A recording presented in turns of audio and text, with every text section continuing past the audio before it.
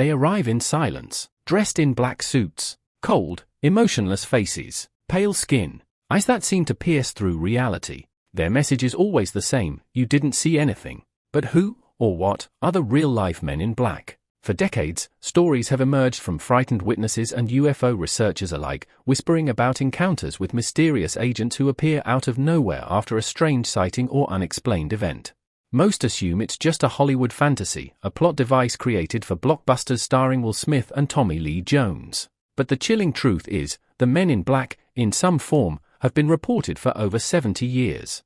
And those who have met them often walk away scared, confused, and forever changed. This isn't fiction. This is the dark, bizarre, and spine-chilling story of the real men in black.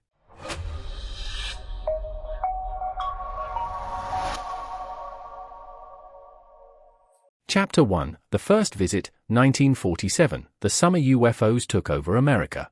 The term Men in Black first slithered into public awareness after the now legendary Maury Island incident in June 1947, just days before the more famous Roswell crash.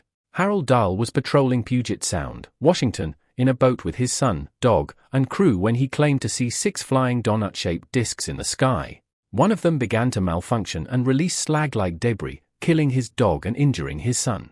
He reported the incident to his supervisor, Fred Chrisman. Soon afterward, Dahl was visited by a strange man in a black suit who drove a black Bic and took him to breakfast.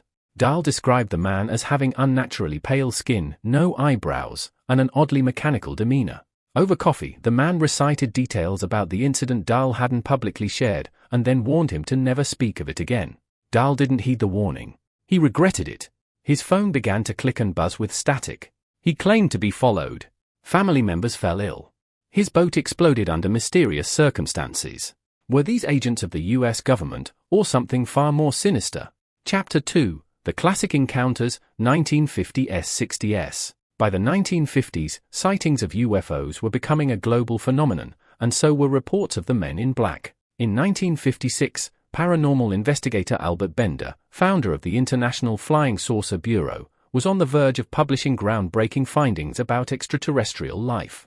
Before he could reveal them, he abruptly shut down his organization and released a vague statement saying he had been ordered to do so.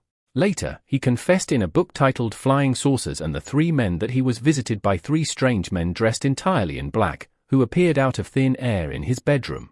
He described them as not entirely human, telepathic, glowing eyes, and foul-smelling. They warned him to stop researching UFOs or suffer serious consequences. Bender was so disturbed by the experience that he quit investigating entirely. His hair reportedly turned white in patches, and he became withdrawn for the rest of his life. Chapter 3, The Oddities of the Men in Black.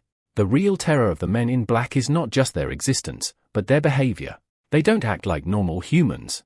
Witnesses often describe them as speaking in robotic, stilted sentences, asking bizarre questions like "What is your time?" or "Are you a friend of humanity?" Not understanding everyday items, like attempting to drink Jell-O with a fork, showing no emotion, blinking rarely, and sometimes moving like mannequins, driving outdated or unregistered vehicles that vanish without a trace.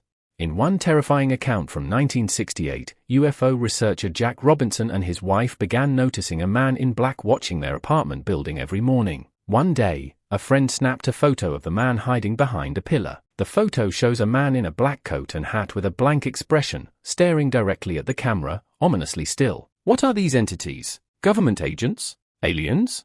Interdimensional beings? Artificial intelligence?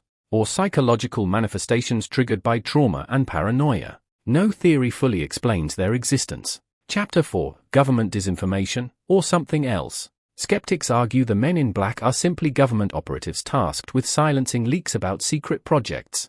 The CIA, for instance, has long used misdirection, threats, and intimidation to protect classified operations.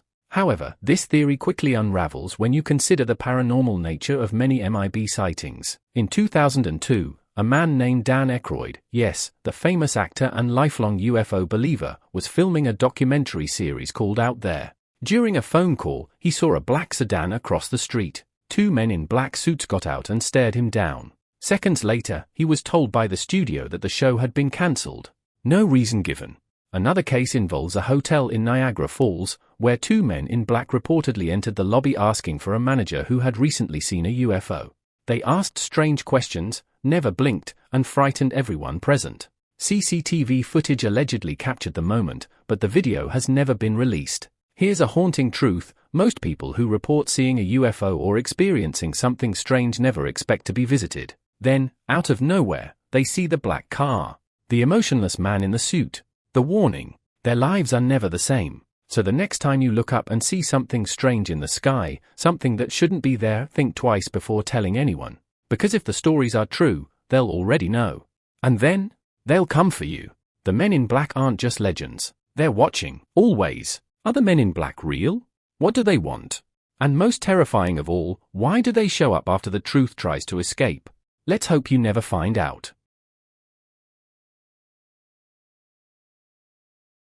Thanks for watching, and subscribe for the more video.